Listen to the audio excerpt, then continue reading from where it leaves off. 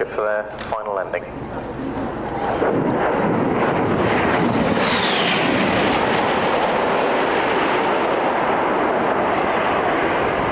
Right, well, whilst we're waiting for the radars to actually land, I've got to... Cool, that's good. That is, isn't it? Brilliant craft.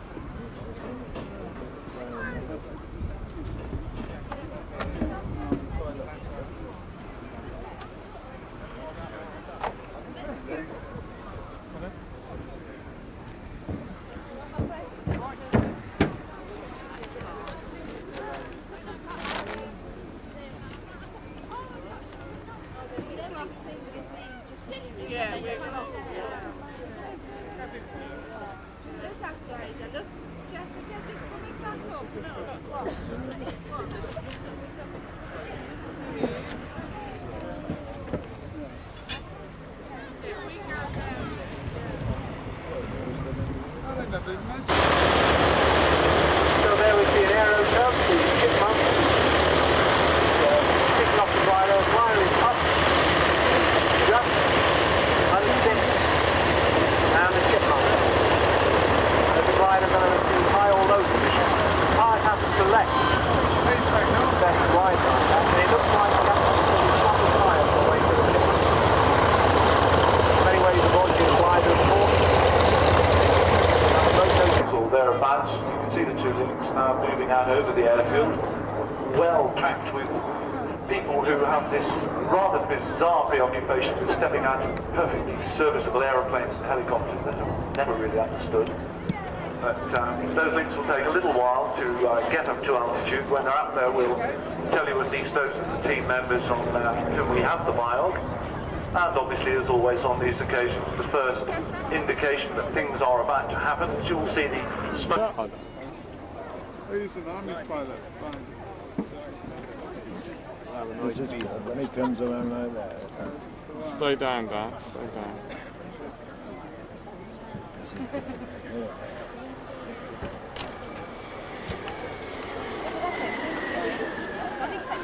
And he goes up in the back.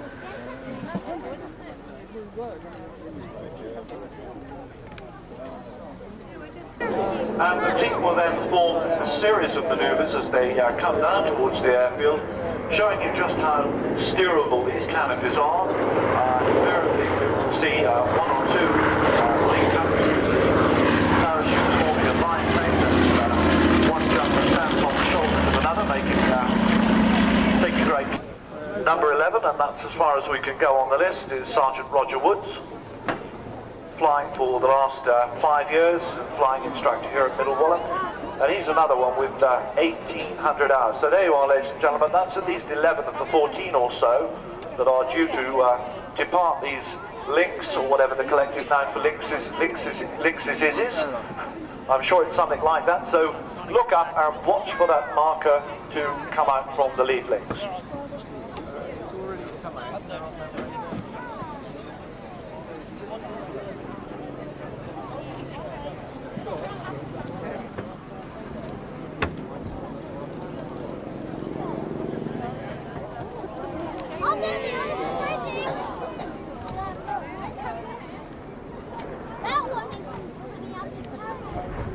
In effect, you land and make an approach as if you would with any fixed-wing aircraft. You can see the first member of the team approaching that very bright orange-coloured smoke. Turns into wind using those controls. Stand-up landing, ladies and gentlemen. How's about that for precision? Round of applause. LZ party has marked things well. Pride in making another stand-up landing. Watch this, ladies and gentlemen. A little bit of a tumble. But everyone else coming in, spot on the mark. These three are stacking up. It's very difficult forming stacks. You've got a stable one there of three. The fourth member's now pulled out and is spiralling down. Of course, you increase your velocity towards the earth. It's a bit like pushing forward on the controls in a fixed-wing aircraft. There we are, the banner being streamed for you. Huh? Yeah.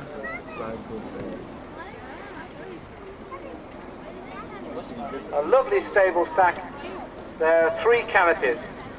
of course, actually being flown. It's like a tri-decker, ladies and gentlemen. The four colours down, drops away. 2 more to go. And really well done, ladies. Let's give a big round of applause. That was superb parking.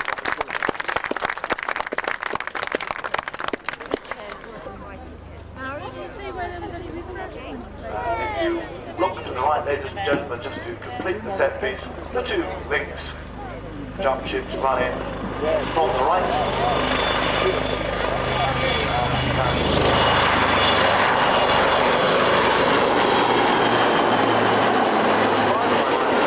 Not only in the right place, but also to within a matter of seconds of their allotted time onto the ground. They were due to hit the ground at 27, and I made it within a few seconds of that, so absolutely brilliant. For London Heathrow is making a diversion to come and display itself here at Middle Wallop. It's coming in low from the right, landing lights on. I don't think there's ever a history of the 767 landing on grass. Certainly United put it in their press release, but they're just to the right of us with their pavilion. I'm sure everybody's up for photographing what is yet another historic milestone in United's 70-year history of aviation firsts. In fact, every 90 seconds of every day, there's a United aircraft flight.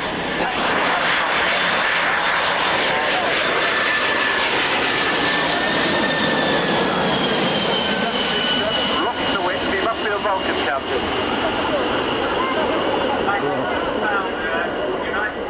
United Airlines, of course, were the first people to put the 767-200 into service. The Dash 100 was never built.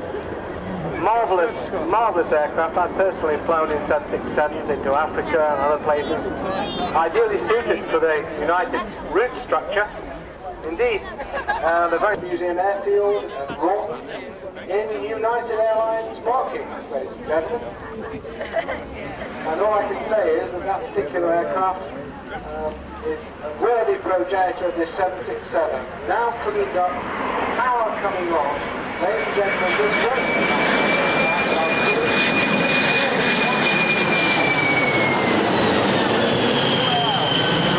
International Airshow, 96.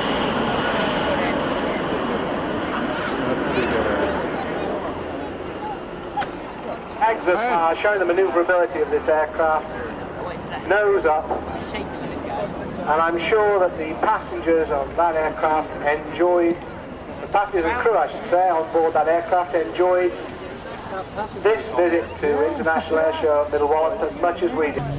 Great. Dollar earners, UK Aviation, shortly end service in the hands of Hunting's as the principal trainer for both the Royal Air Force, the Royal Navy, and as recently announced for the Army as well. And you'll see one actually down in the static park in its hunting trainer livery of black and yellow. Very handsome it looks too.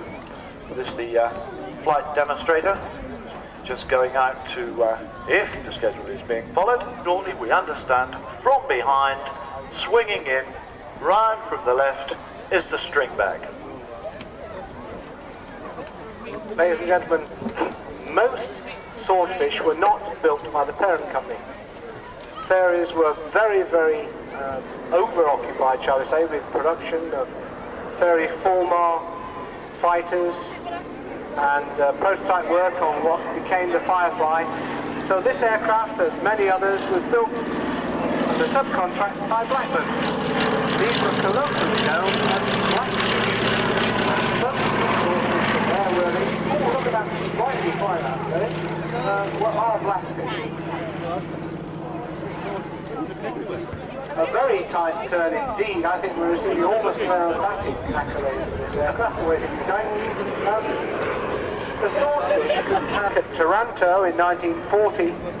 One half of the force was used to attack the Littorio and Cavour class battleships with torpedoes in the traditional attack, and the other half of the force was used with flare droppers and to attack the fuel and destroyer base in the inner basin.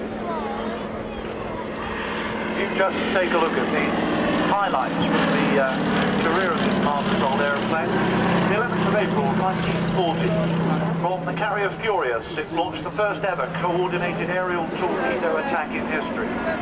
2 days later, it was catapulted from the battleship HMS Warspite to score the Fleet Air Arm's first submarine kill down in U-64. In May the same year, it was mine-laying to help protect the Dunkirk evacuation. In June, it sorted out to illuminate all our histories. On the 12th of February in 1942, 6th Swordfish, an 825 squadron, left their temporary base at Manston in Kent comes the flag. to try to prevent the escape of the German battleships Scharnhorst, Eisenhower and Prinz Eugen. 6 aircraft, 18th Fleet Air Arm Air Group, led by Lieutenant Commander Esmond, ventured out with their 12 machine guns and 6 torpedoes. Against them, the mass guns of 3 powerful battleships, a supporting stream of destroyers and E-boats, and overflown by an Aerostrella, an ME-109, and Fokker 190.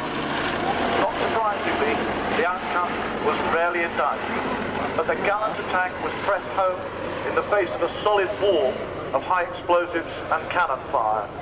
Truly an aeronautical valley of death, and only 1 aircraft and 5 men survived, and Lieutenant Commander Esmond won posthumously the Fleet Air Arm's first Victoria Cross.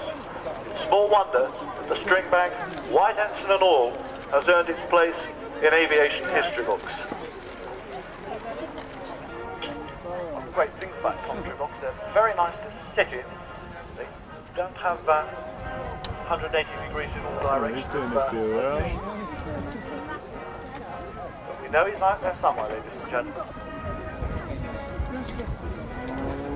There he is, Terry Auster left. You've got him, Ross. Pulling up.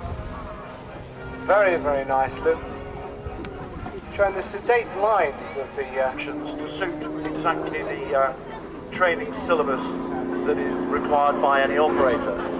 It's ideal for about a 100-hour initial pilot training syllabus, all the way from basics to navigation, full instrument, night flying, low level, and or export achievement. Forward to their there's also training package, design, production, training management programs, and of course full maintenance. Home team, the Grey Owls, are looking at this, hey, we can do something with this in a few years' time. And Mike Brook now coming in on a low slope, long right, in the 260M. He's already learned to display pilot to it. Cannot be bad. Give him a wave. That bubble canopy will allow him to see you quite clearly. 165 knots, going like the clappers now. And he's still waving. Display pilot here. He was a little bit, how can I put this, not apprehensive. No one with that many hours is ever apprehensive. But displaying in front of a major international air show audience is a nervous display liner, which is lining up for landing. As planned, but just on one. We're very much over the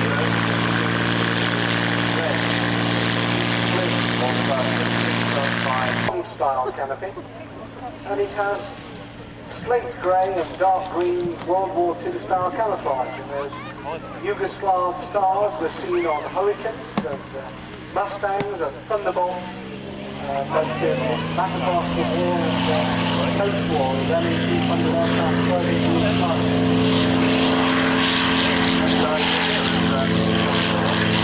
Rolling down the shape of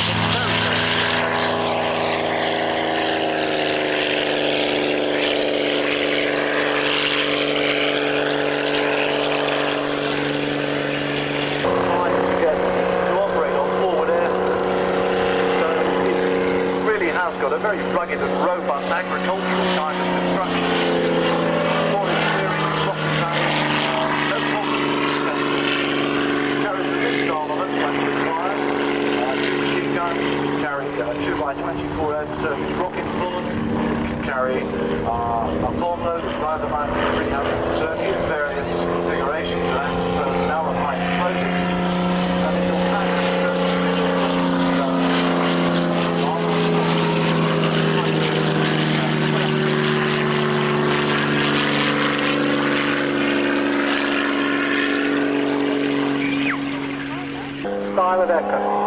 As it comes down, you can see the hard points underneath the wing from which the various ordnance can be slung.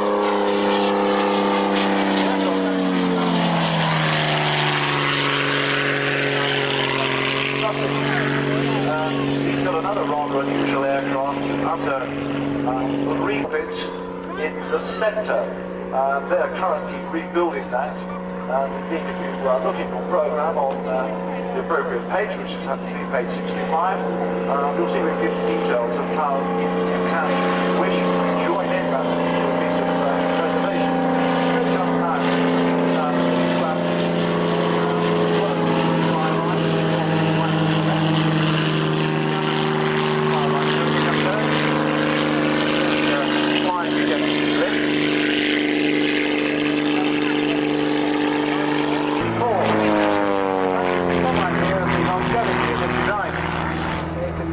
Sky down to pits going skyward.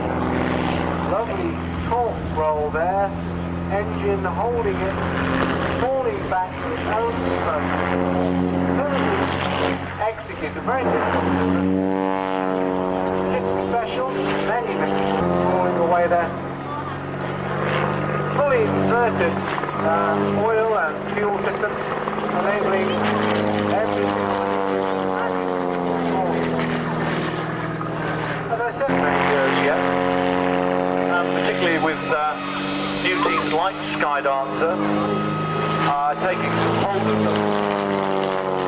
They certainly have become an established part of every air show over the last 20 or 30 years and seem destined to do so long beyond the millennium. Well, last thing they decided to do was acquire a pit. Help to acquire one.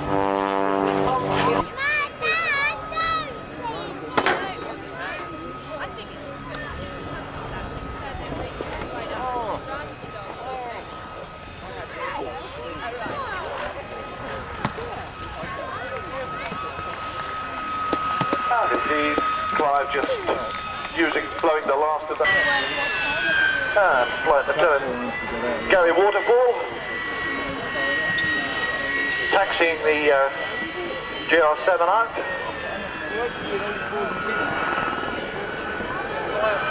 Going back to the beginnings.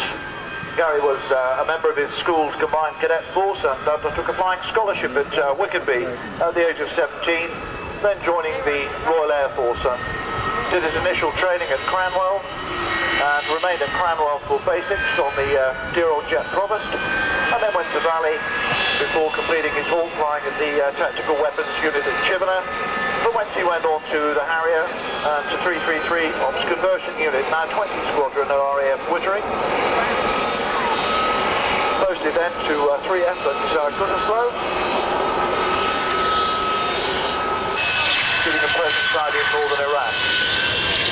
He was posted to 20R Squadron in 1994, where he now serves as a weapon instructor. And there he is. You can see what I say. There's one characteristic that is unique to the combination of Middle Wallop and the Harrier, and that's the well-known Harrier duck bar. Now you see it, now you don't. Happens when he's on the hover or on takeoff. The minute those Pegasus are vectored downwards, you can see whether it's a wet day here at Wallop or a dry day. Today it's a dry day, so you get dust. Last 2 years you've got spray. And when he does that touch and go. But it really does give the opportunity for everybody to see the Harrier's off-airfield capability almost. There they go.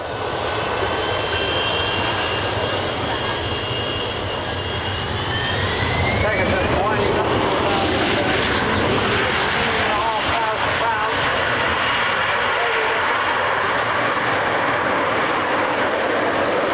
Squadron and Middle Wallop, because in fact 20 Squadron was originally a Royal Flying Corps unit. Over the hill, it's always part of the Middle Wallop family of airfields around here. Cooperation. So you can say the Harrier is well and truly integrated. So integrated now, coming in from the right.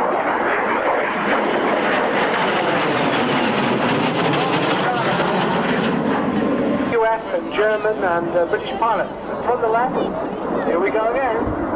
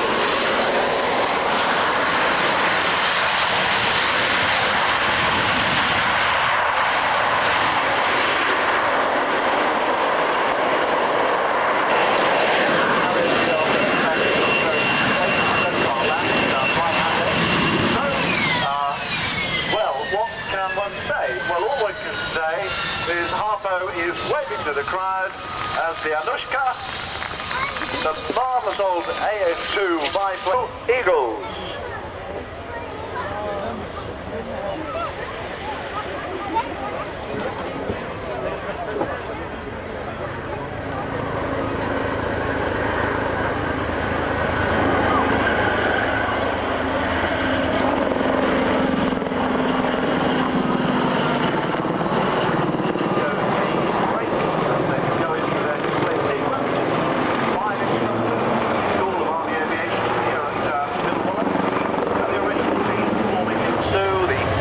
Helicopter that we will be seeing with the historic aircraft right later on, up through various generations, carrying various names during their 20th year history.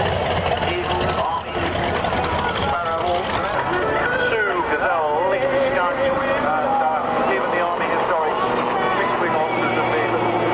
I'd like to say congratulations to the 4 Lynx helicopters that and in fact, it was a winning combination because that year, 1993, they actually won the Wilkinson Ford down at the International Air Stewart Fairford, an air show that some of you may or may not have heard of, on the smaller event of the international calendar. Sorry, Paul.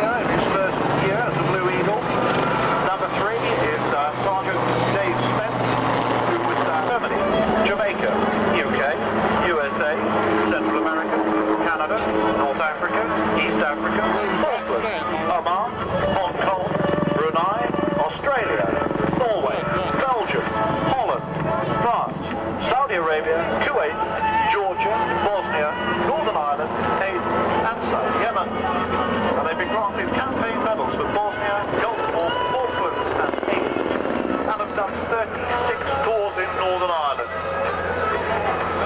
And the team have got 30,000 hours above the garage.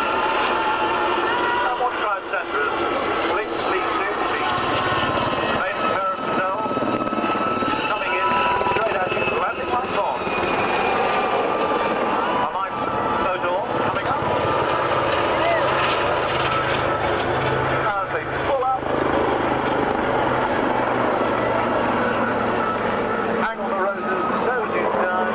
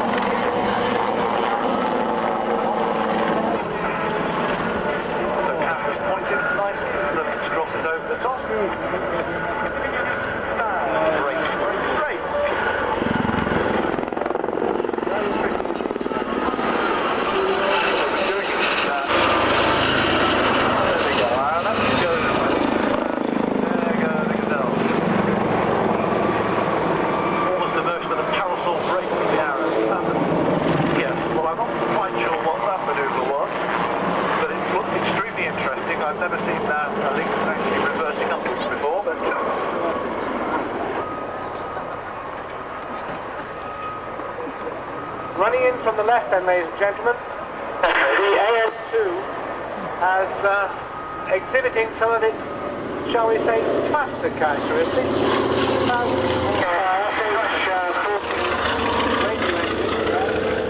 Also displaying this to enjoying that. That's the Beaver. It's a big 1,000 horsepower engine on the front end, so it gives it enough power to do most of the jobs required of it. It's got very good short takeoff and land capability, very slow flying characteristics. The actual one you're watching today is Hungarian built. The design still being manufactured actually, and he's certainly proving master of what he says it's actually the easiest aeroplane in the world to fly. It takes a bit of handling, as you can imagine, but fast pass now, or whatever passes for faster than Anushka.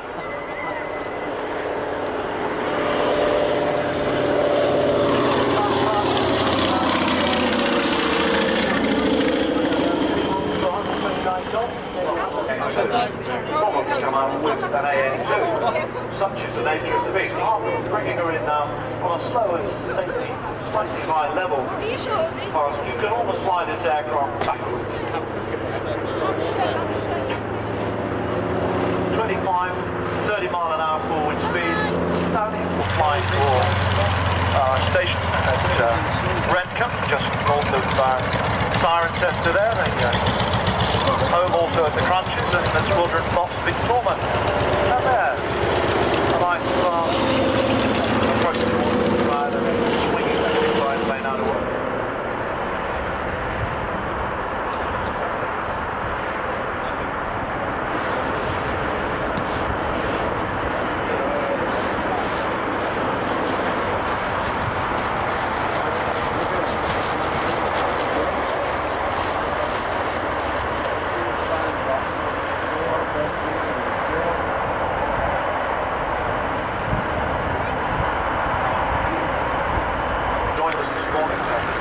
First time for Little Wallop. I think it's probably the first time at any international air show into Lynx, private fire, program. That's part of the country. And rolling into takeoff.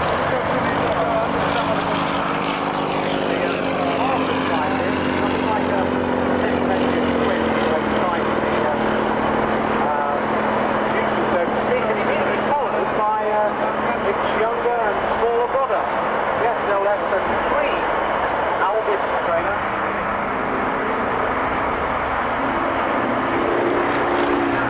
The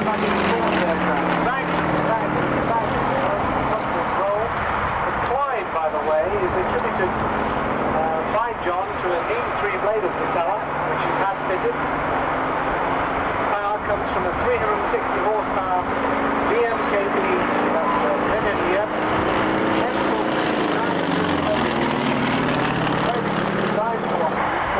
And in fact, John's contributed an article to our programme this year, just telling you some of the latest backings how the smoke system, probably slow, well, tightening upwards there.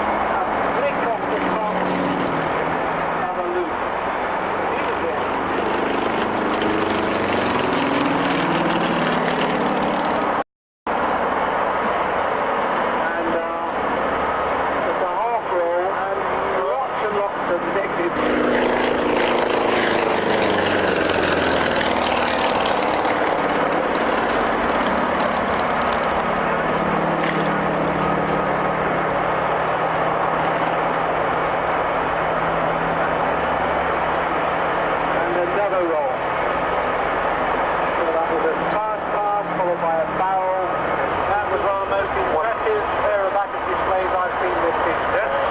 And now if you look to the eye, board the Pembroke and board the Provost. Totally superb sound of what you might care to call steam valve engines.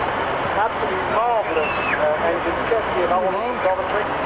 Prior to it becoming part of the hunting group in 1954. Design specification P648.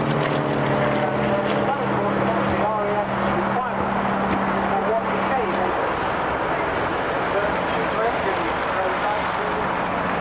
a part of the Royal Air Force scene for a number of years. But running in from left to right, the Percival P66 Pembroke.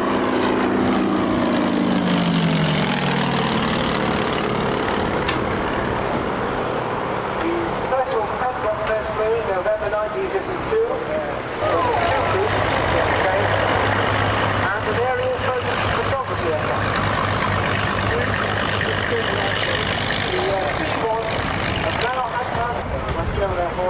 As well as the Sudan.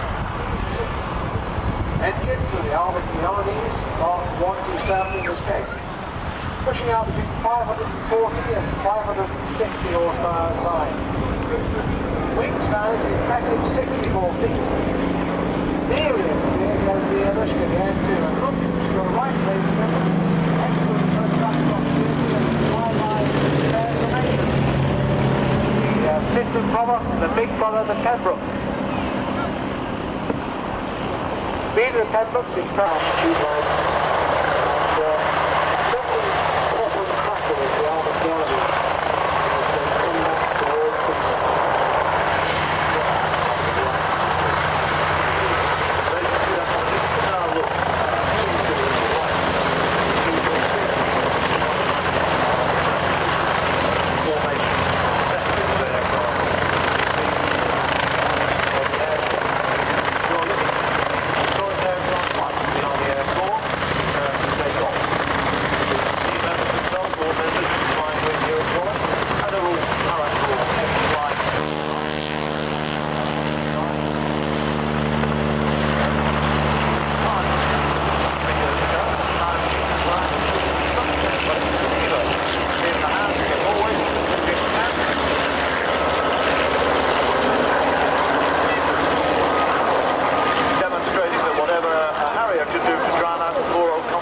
Beaver could do even better. So Jim taking the Beaver up, followed by the rest of the pack.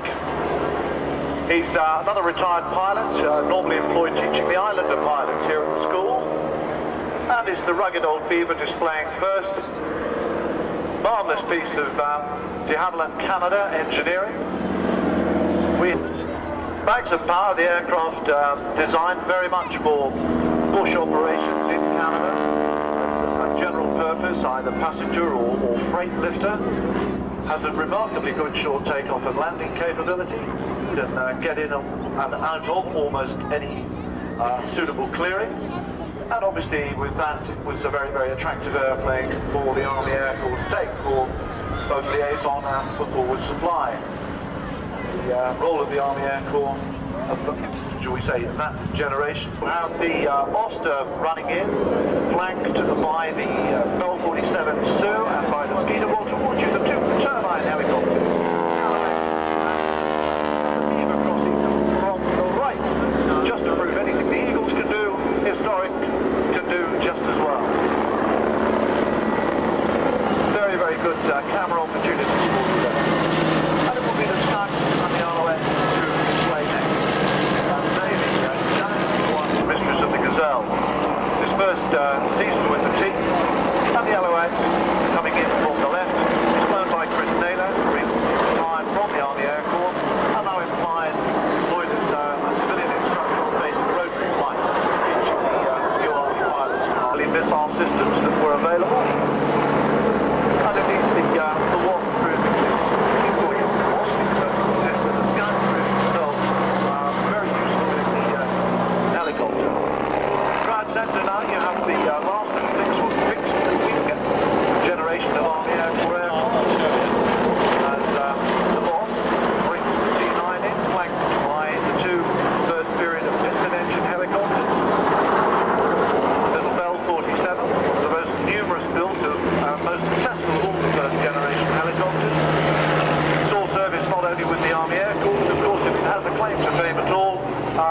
It's colloquially known as the MASH helicopter, appearing in the opening credits of that long-running and somewhat sardonic career of the Get Off the Ground, both literally and figuratively. Design started originally by Beaver, then passing through the hands of Saunders, till finally Westland looking after its development. Meanwhile, it's Ian Cornell demonstrating the amazing handling characteristics of the Auster 9, the last of all of the Auster service with the Army Air Corps. We have many advances with it today, notably Mark 3 and Mark 5, and another 9. The historic Army flight was the last of the service flights to actually receive 4 F5. And indeed the feature could best be described as being a little underpowered. T9, crossing with the Beaver. 2 pistons crossing. Alouette and the Scout climbing up in front and breaking away. Both those aircraft, I say, capable of as they're due to go out and entertain the crowds at the Night this afternoon as well. So I'm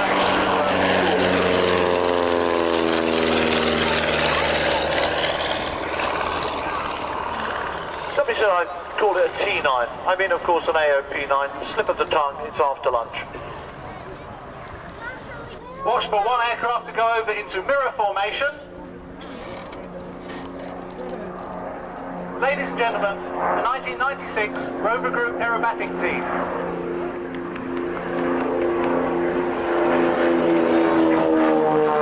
Now, the aircraft being flown today are extra 300s.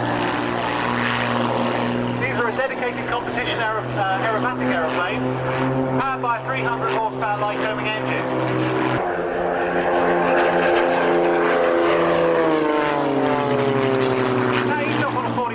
Wherever Brian goes, he's going. As they go up into a crooked loop. This has the effect of bringing the Mac across the display line.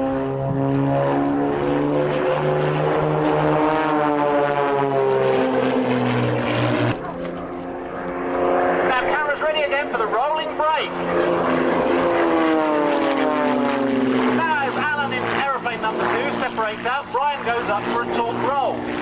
For each one of those 300 horses under that cowling, trying to twist the aeroplane the other way to the propeller. Eventually gravity takes over, and sometime about now he should swap ends rather spectacularly. Yeah, you wouldn't want to do that if you just eaten a burger. Now as he clears out in front of you, Alan will be on Knowles the commentator what he's going to be doing. But he's promised me that today he's going to be a good boy and at least start with one that we both know. Rolling on the way up for a knife-edge lobsherback. As the aeroplane spins along its axis. Now, Alan likes this aeroplane. It's a very capable aeroplane. It's able to withstand plus or minus 23 G. And has a roll rate journey home. The 1996 Rover Group aerobatic.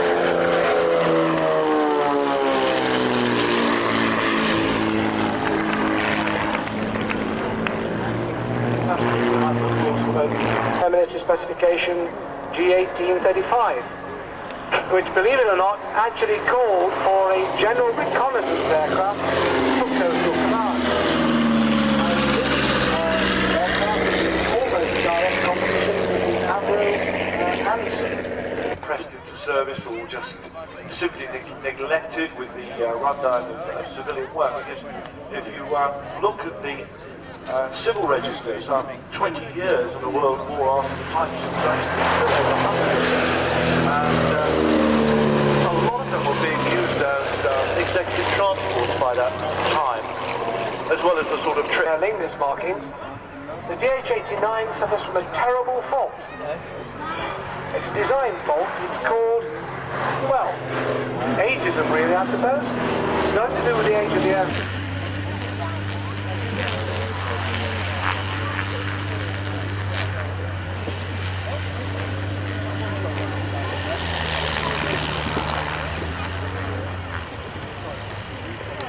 very nice de Havilland blending there as the procession of de Havilland Canada 1 chipmunks go one way, so the Dragon Rapine taxis back inbound.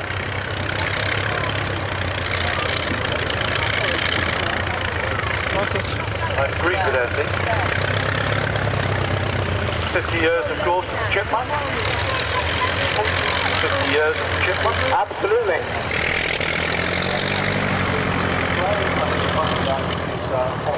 Travel somewhere. He's going to Lockheed. I think at the moment it looks as if we're having a chicken run with 15 chipmunks at one end of the runway and one very large AM2 at the other. Jet fuel version of a red arrow speed takeoff. 6 and 3. I think the 3 leading the 2, so that will be the grey owl leading the rest of their clutch. That's the word, clutch. That's a better word than clutch. A clutch of chipmunks. Very good collective noun, that Terry. So it's 3s and 2s. There we are with a marvellous sight. An aircraft that's given sterling service to the Army Air Corps, of course, to the Royal Air Force, and to the Air Training Corps with 12 very experienced flights around the country, and indeed the Royal Navy. Oh, it's a lovely little aeroplane. The back markers scurrying up to the first fixture 3 to become the 4 and 5 wingmen. One of my favourite chipmunk moments was scooting down the centre line at Duxford in the ex-Cambridge University Air Squadron example. Downwind, and I think we were doing about 138. It was 2 Catalinas were reported missing. Relief was sent on patrol, but that also failed to return. They had obviously sighted the Japanese convoys, but had been unable to contact the base before being shot down. In all, over 162 American aircrew that had been shot down were actually rescued by the old cat. Today's example was built in 1944,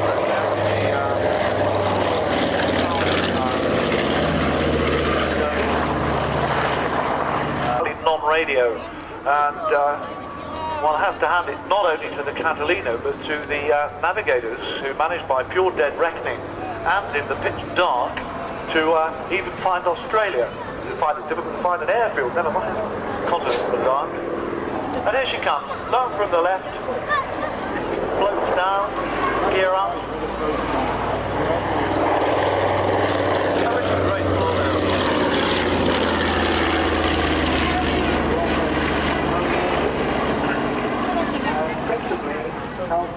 Operate, free ranging, over longer ranges, above the front line and beyond them. With fragile craft and heavy radio, Army observers were able to see over the hill, report the enemy's concentrations, and then, with the development of artillery, direct fire onto the enemy's positions.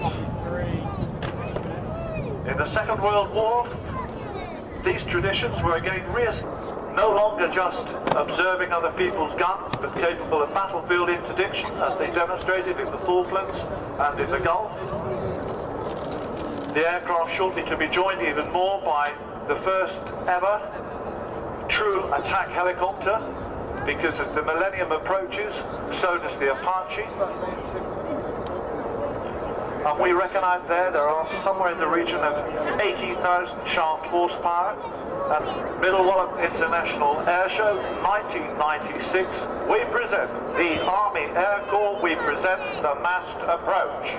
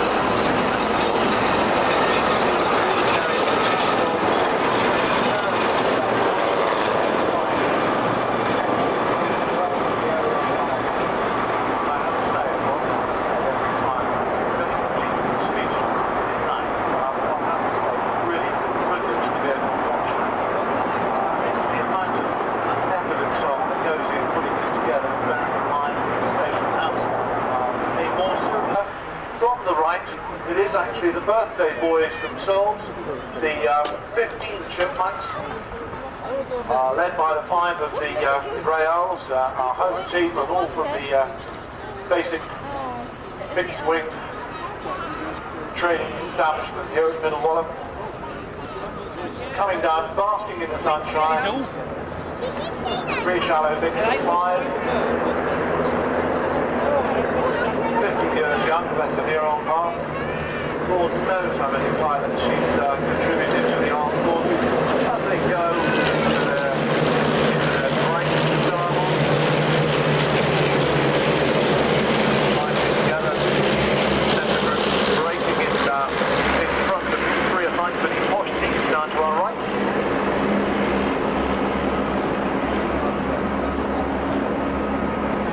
I ran into a couple of chipmunk owners, pilots in Oshkosh, flying convoy. And that looks absolutely massive with the 20 again saluting, thanks to Chris, lead them on. Jeep showing those massive antennae shaped down heavy lorries to the left, heavy lorries to the right. Photographs of the craft is not used in Northern Ireland, I hate to add. It's got its velocities alongside the products of Bedford State. Doing our doctors on an Harrier just coming in front of us. All of these vehicles here enjoying the scene of the display. RAF fire engines, in case anything goes wrong, the smoking potential gentlemen, it is not a hazard. The Arty boys, 25 pounder in desert livery from a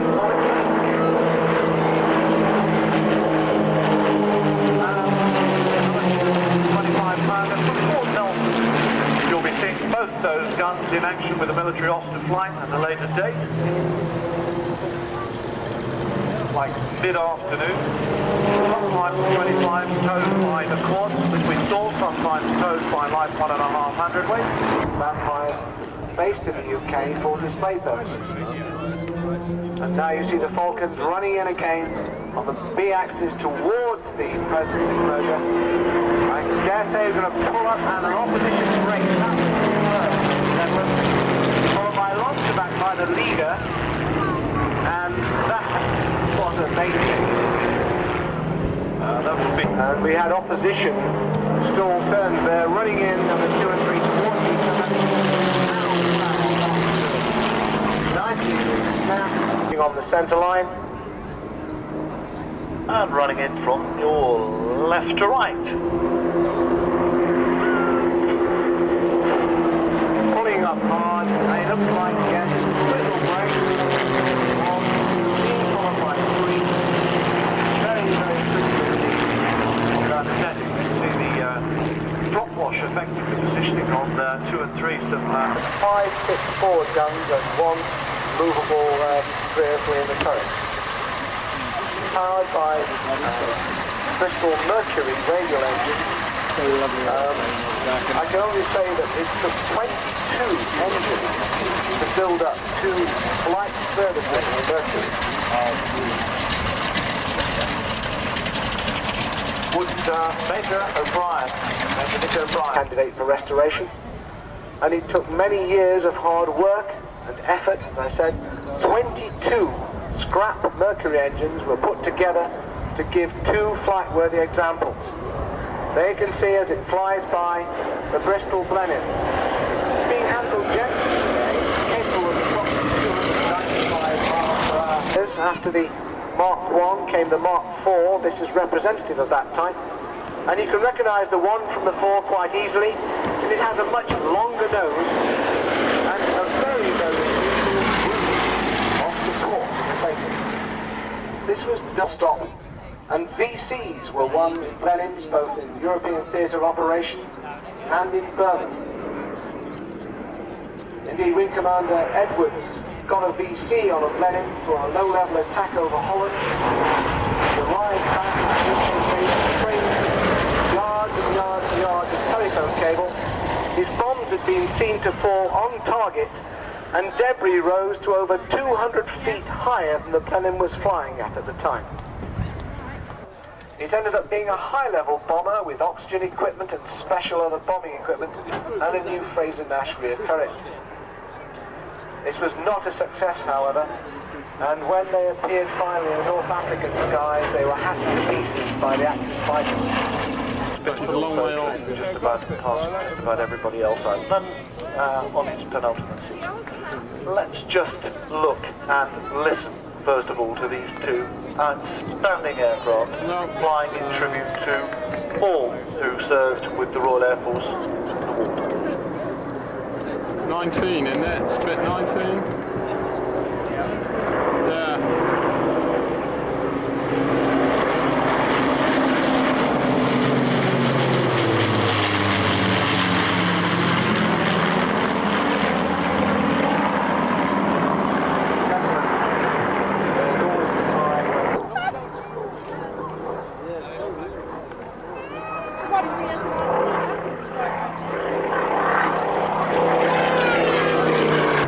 Hence the SEAC groundals minus the red centre, which led to some confusion with Japanese aircraft around those now. The aircraft is one back to 19 and 66 squadrons at Duxford in 1938.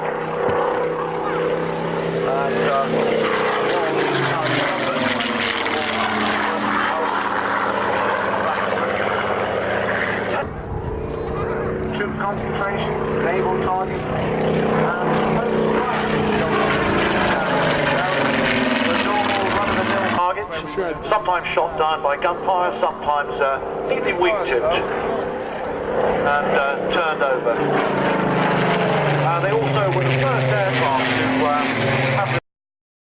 have shooting down the jet engine ME-262. So development continuing to give you an aircraft twice as fast, twice as big, but there's nothing that can ever double the Lancaster.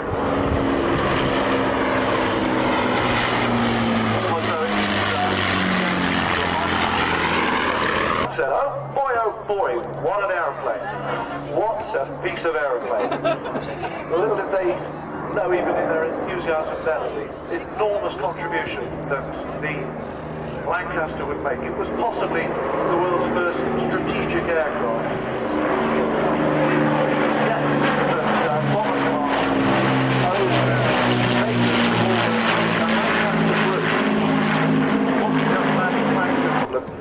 The beast just likes to fly, and if you can imagine the power needed to get a fully loaded Lanc off an airfield, and then imagine it coming back empty of bombs and fuel, she would just drift and float down the centre line and bring them much further.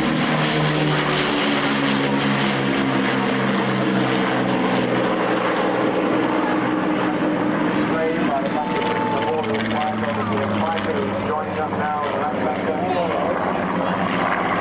And there we have it, the heritage of the skies once again.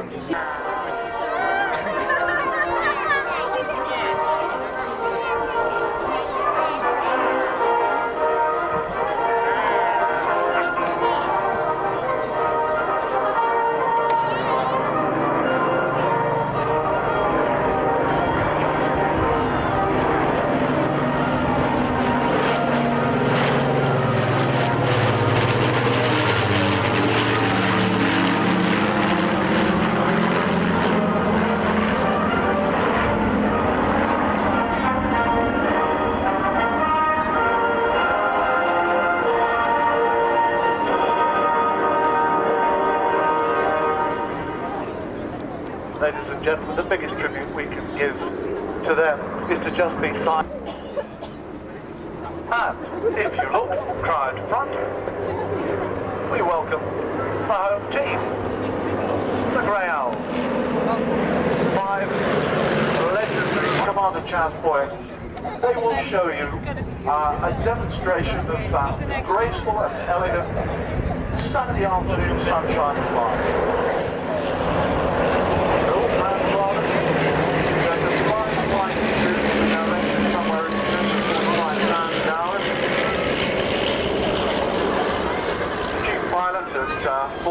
Javelin the Avro 707C, the short SB5, the SC1, the HP 115, the BAC 221, and helicopters various.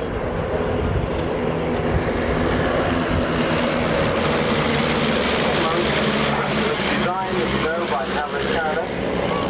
And after negotiations with the minister, Back in the box, Charles Boyack.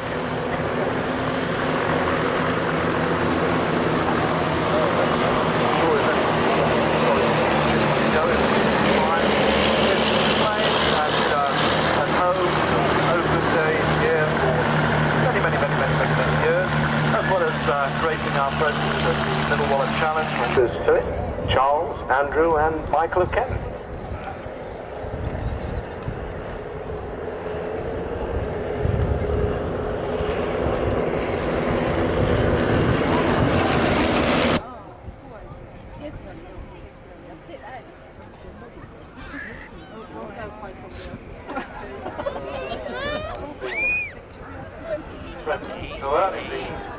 Leading aircraft behind him, Mike Nelson, behind him, the rig behind him, Lynx, and Charles Boyack bringing up the rear end. Mechanics, that was graceful from the right.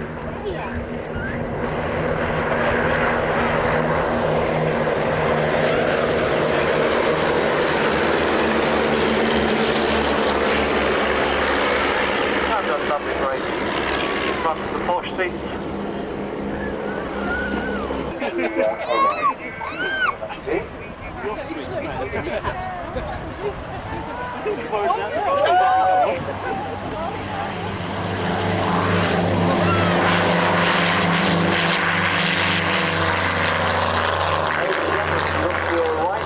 Something big and it's French and it's noisy. It's the Dassault Flamand. And it's low. I thought from a bit you were going to say c'est Monsieur or Charles. That's what obviously did. The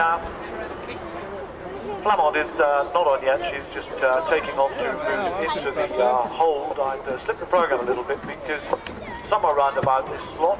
Thanks so much, Terry. Nice to be here. Lovely sunny day. It's a nice place, isn't it? It's beautiful.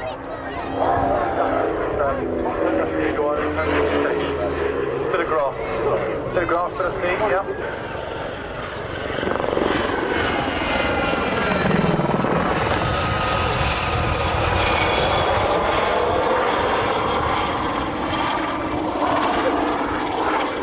Richard, having performed his first season with the he's previously serving an 820 squadron and a 10 squadron. 5 years of his singing from 5 minutes.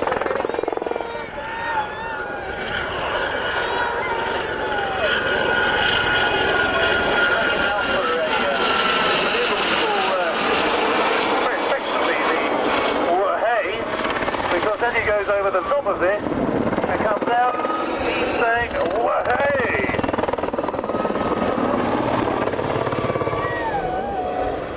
One of the aircraft was made their squadron, and we're all based down at Cold Roads in Cornwall.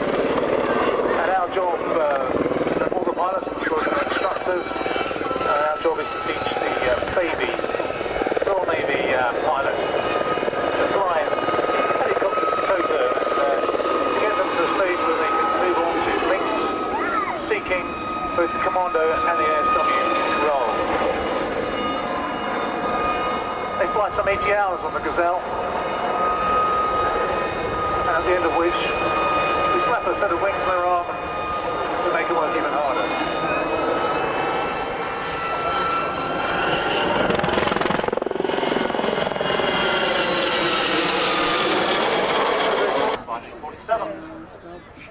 Time ago. I'm just trying to see where he's lurking. Not the world's most manoeuvrable beast. This bed is big. With all that glass up front, we should be able to see it. I think he is coming in, running from the low right.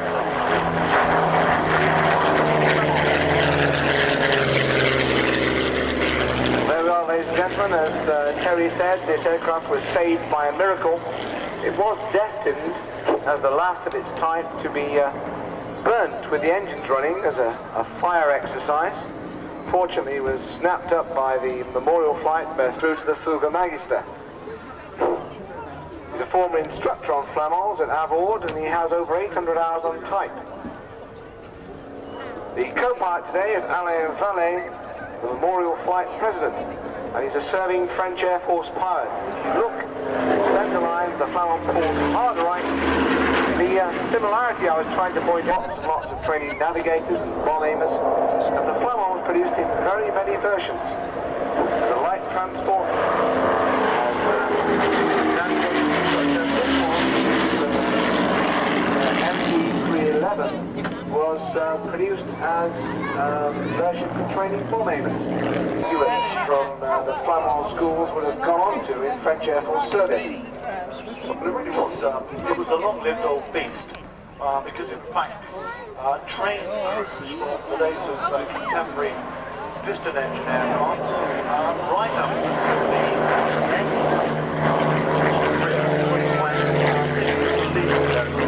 to a top speed of around about 200 miles an hour or so, was training crews to fly the rather more sinister Mirage 4, which has got a top speed of... So it was a real transition. This particular aircraft is, I suppose, the ultimate bargain basement preservation case. It was bought for the princely sum of £1, and look as it pulled up into a very steep chandelle. Absolutely beautiful, ladies and gentlemen. Powered by two separate... You were remarking on the similarities between this beast and the veteran varsity generation of crew trainers in the UK. One striking difference is the amount of power available. This one is just about sort of just over power. Difficult to imagine an armed Flamand, but it actually happened. Yes, somebody decided to fit 2.5-inch Brownings in the nose in the 315 version, and underwing rockets, the early SS9s were used, and the type was successfully utilised in the, what might term the colonial war in Algeria and Tunisia. Well, the aircraft was doing Sterling service here yesterday as a TV hack, flying camera crews around. They did ask me some 50 plus years ago. But just watch and listen as they taxi by.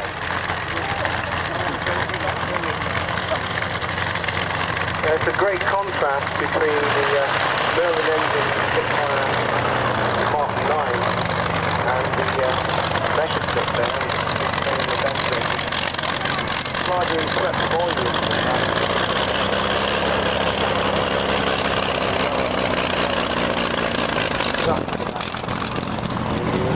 Middle of the war.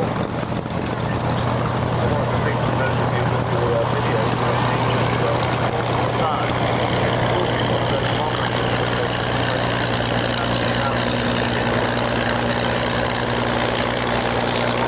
the right-hand end of the airfield as you have the 2 miles aircraft taxiing past the Lufthansa and the Mark 9.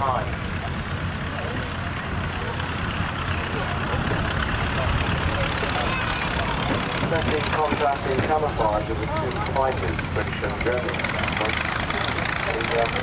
The Mark 9 shows the late war colours of mid-grey and dark green over lighter grey. That is the tropical. Shows the engineers in system on those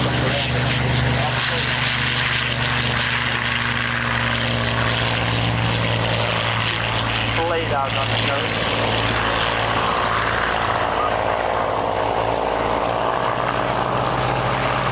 The undercarriage which actually left. Already got a thumbs up on that one.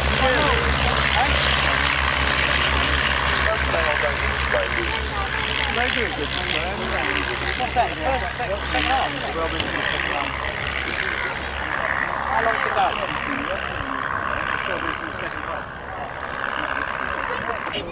perhaps the best known of them being the Miles Magister, which did run to a fair degree, and its successor, the Master. But these two are very much sort of latter end of the Fortis development. And let's talk through the camouflaged aircraft first. Chris breaks away with the four-seat low-wing monoplane, as you can see.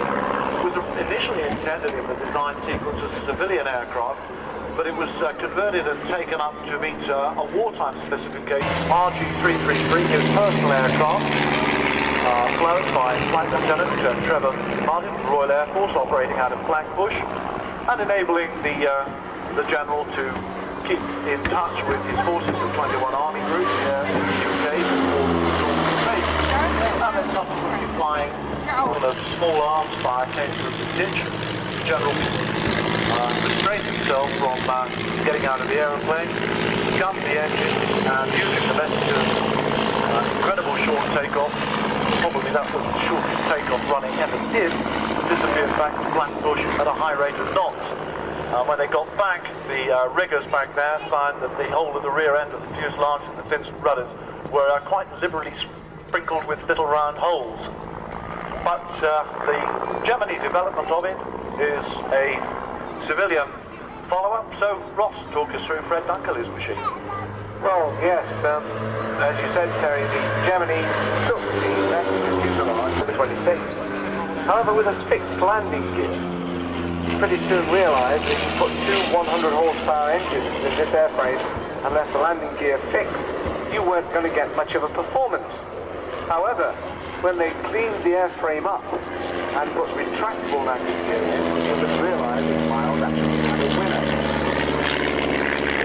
Valve and twiddling time, but look there to the right as the Miles duo come in. Messenger with Chris Fielder up on the inside, and Jim Buckingham flying the Air Total Gemini on the outside. Just very, very lovely.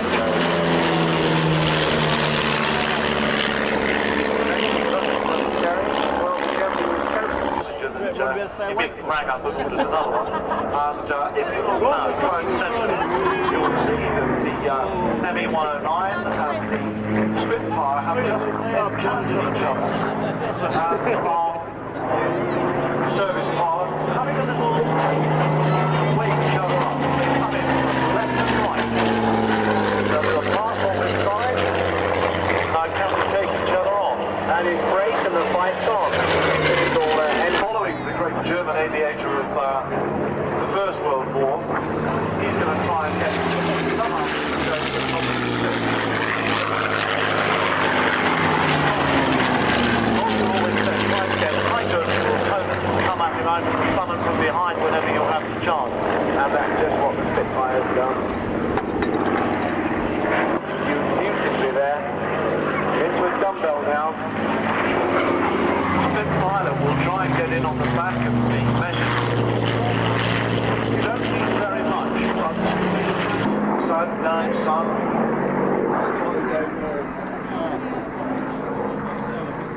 Interesting you should mention armament, Terry. The Mark 9 has the late war combination of two 20mm Hispano cannon and 3.5 Browning machine guns.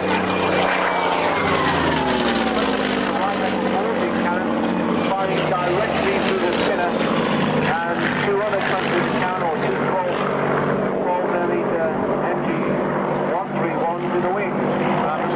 Messerschmitt will be looking into his rear view mirror, doing his best to get down, right down onto the deck, and then escaping. So Smith's hanging on to him.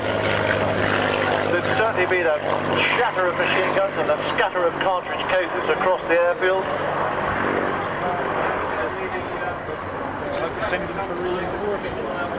To give it up and scuttle back over the channel, and here comes Smith speeding up the airfield in true but to be discouraged battle of British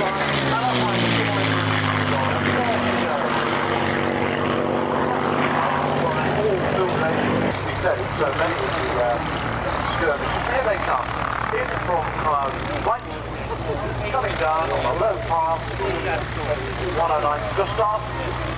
Whacking goes coming down to the nose, and the Spitfire both doing massively early manoeuvre, very, very low level.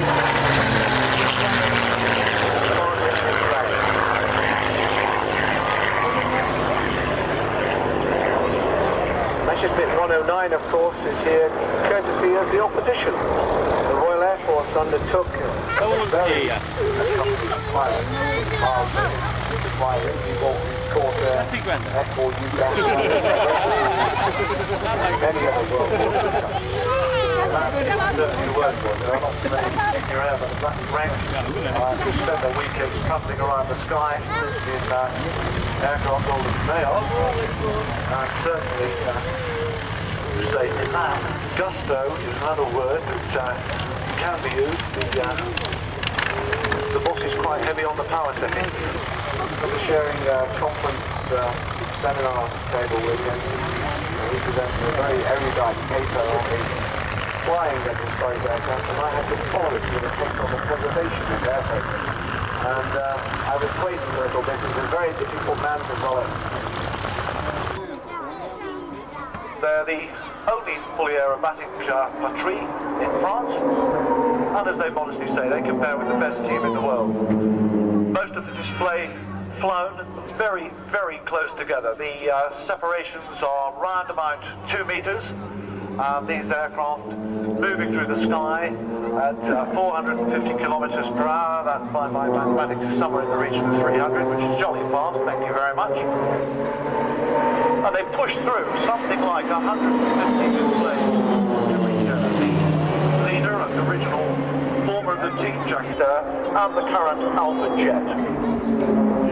So there they are, that's the gentleman.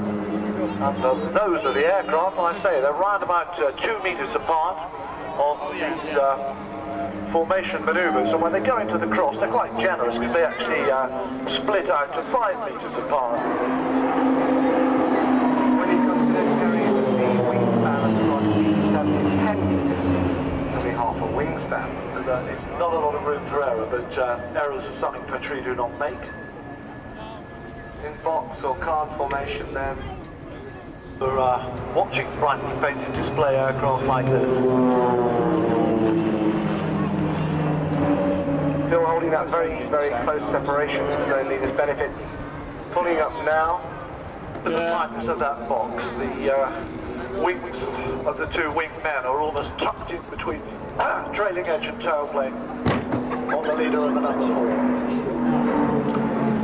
Although the speed of the aircraft perhaps is not that apparent, the G-forces that the team are experiencing through here are between 4 and 6 G, which is quite a lot of G-forces sustained display that lasts for the best part of a quarter of an hour. And my Station game has obviously been derated. The aircraft has been exported with great success to the Swiss Air Force, Bolivia, Burma, Guatemala. Well, not exported to the Swiss Air Force, it's built there. The Bolivia, Burma, Guatemala and Mexico. You can actually carry armament for tactical training and a lovely bomb burst. Oh, beautiful. Oh, well done. You mentioned put it in the House of Commons. No, I wouldn't. Okay, we'll go for 313, just 3 miles difference. So that's a cross. Oh, yeah. Climbing cross there, and the approach speed on those air. Coming in, crown centre now, landing lights on, smoke on. And it's an opposition cross, and my word, that was Very simultaneous, one after the other. Both aircraft low and fast.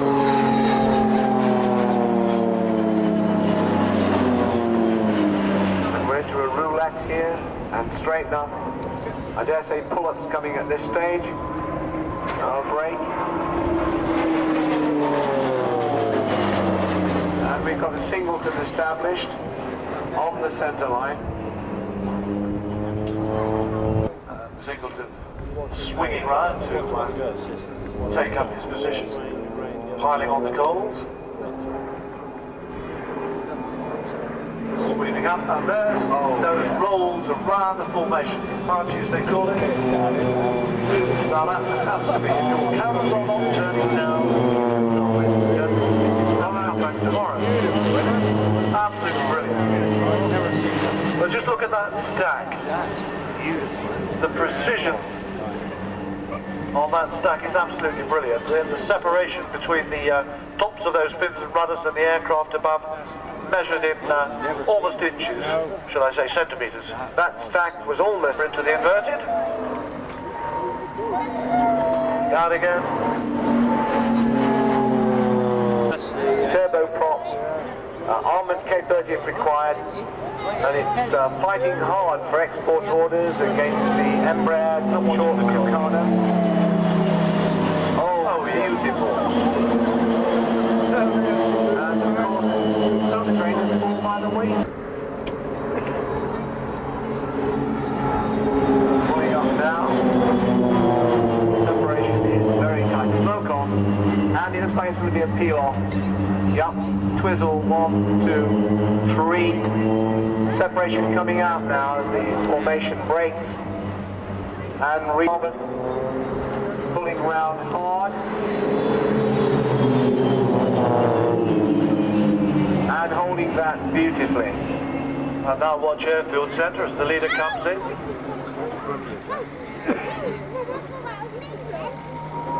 Diving in towards the centre of the airfield, landing lights, smoke on the go.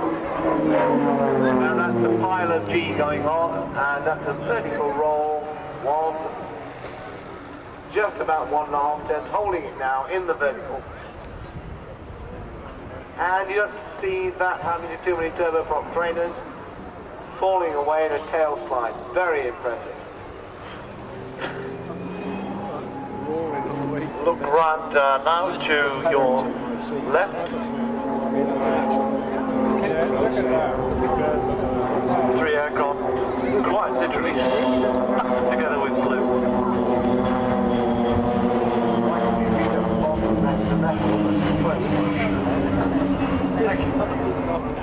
Most of these trains, of course, use 510. Moment's panic or pressure on this.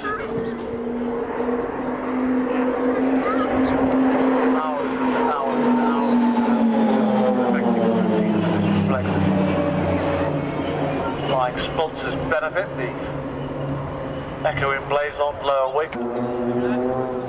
Sweeping round again, slightly to the right of centre.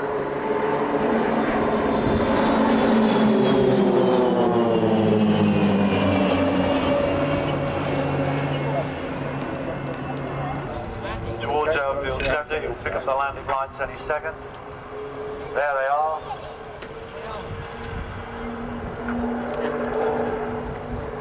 Smoke on go, and watch for the brake.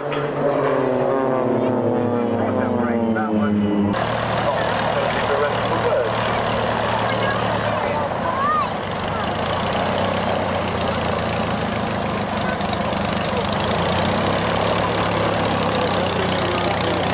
Certainly taxiing out to your right, there are a couple of examples of 5A.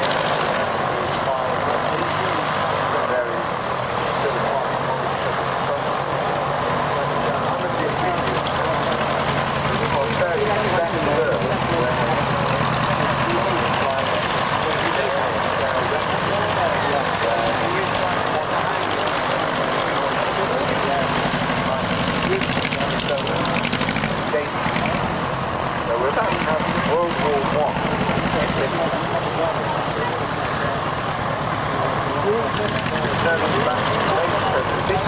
Here comes the country. And they're coming into fuel, no doubt. PR1 Type is Major Nick O'Brien. Already seen Nick a couple of times today, the big voyage. Bernie and Kestrel. And now he's going back in time to a warbird for altogether different era. And there is formation. Take off. Royal Flying Corps livery. SU-5A. Scout aircraft. First World War. What was to become fighters were referred to as scouts. The word fighter only really coming into common currency by the Royal Aircraft Factory at Marlborough. Now they're going with the Fokker triplane replica, produced in response to British Fokker triplane. Von Richthofen took Anthony Fokker, the gifted Dutch designer, to see a chocolate triplane in flight and retracted.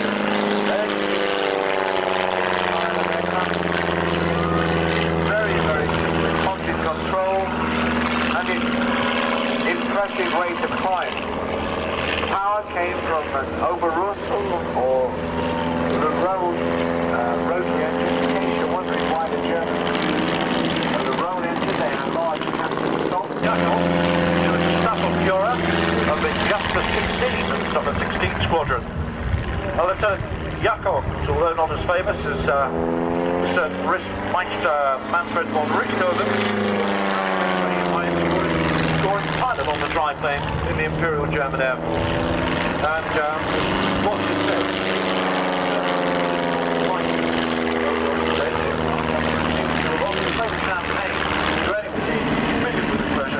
Rotary, until it was finally destroyed by inaction in 1918. Keeping with the multiple colour tendency of Prince Auster's Life Circus, and in contrast to the red colour scheme of the Baron himself, Jakob's aircraft was painted in overall gloss black with straight-edge, white outlined Falcon Kreutzer, Golden Cross, and a most interesting 16. Most offensive patrols have been flown by single aircraft.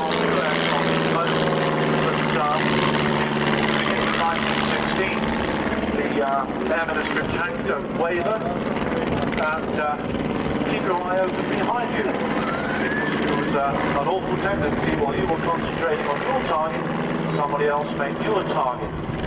Indeed, in fact, that was a lesson that the RAF had to learn all over again in 1940, because their techniques had developed into a Vickers-3 aircraft where the Germans were flying finger 4.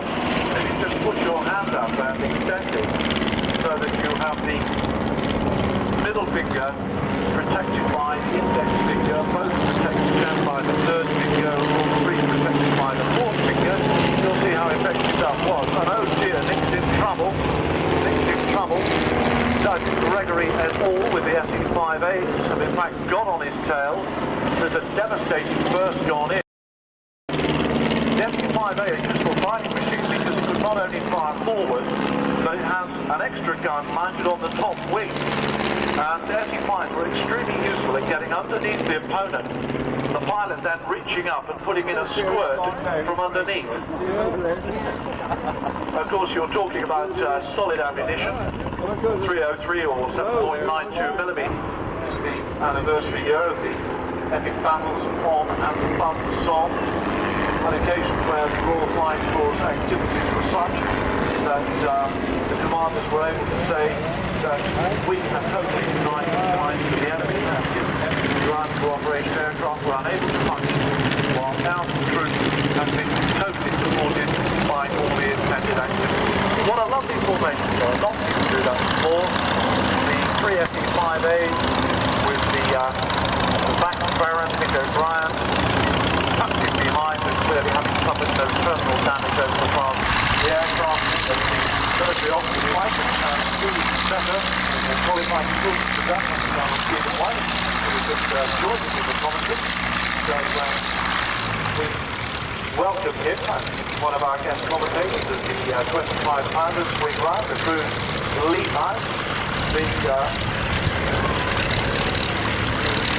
gun to the left is Desert Camouflage, owned by the quad, belongs to Bovington, and we just give Stephen a chance to... I'll take the scene on, if I may, to 1944. You might imagine yourself in France, just after D-Day, at the front line. We're looking forward now to Sainsbury Hill, where, inconveniently for us, an enemy gun battery is located, which you can't see. We're going to show you the next 25 years of Army flying, the Austers, and in doing so, try and show you some of the ways that these aircraft operated as the eyes of the Army. It's always been, of course, one of the problems of military operations. Them rolling now, just watch their short takeoff characteristics, and we'll paint a picture for you, talk about them as they show you the operation techniques. Look how quickly they're off. Today's wind about 100 metres or so, perhaps a bit less. Climbing up now, and the commander on the ground has asked them to get airborne and have a quick look into the woods to our front, see if they can identify where the enemy positions are. Now, they're not going to survive very long if they're too high, too long, so they'll pop up, as they're doing now, climb out towards the enemy, and remember they've probably been operating at this stage out of a rough farmer's field beside the guns. Not today's smooth Wallop airfield, but the litmus test really for a successful field was into wind long enough that it could use the ground, fly low. Well, take the chairs back if you want. Indeed, it's interesting that when the idea of flying by aircraft spot the guns were proposed, the paper by Captain Harrier, German War 1970, a paper written by him in 1936, an idea that caught on. Contrary to popular opinion, there was not a lot of argument communicated with the guns. You'll see the aircraft dropping their message bags with the location of the enemy target, which they've spotted. You can imagine the difficulty of these guys flying a light aircraft, not communicating with a radio microphone in one hand, binoculars in the other. There goes one of the message bags. Second. And of course trying to fly the aeroplane and map read at the same time. It's quite a difficult and certainly a demanding job. Well, they've now passed the message to the guns. The guns will now lay on and range, whilst the Austers will disappear at low level off to one side just to keep out of the way. And that gives me an opportunity to talk about the aircraft. A representative sample, as I said, the first one, the Mark I Auster, came into service in 1940, went over to France, just wasn't in time to be operational by the time the German invasion began. There go the two ranging rounds, and the aircraft will come back.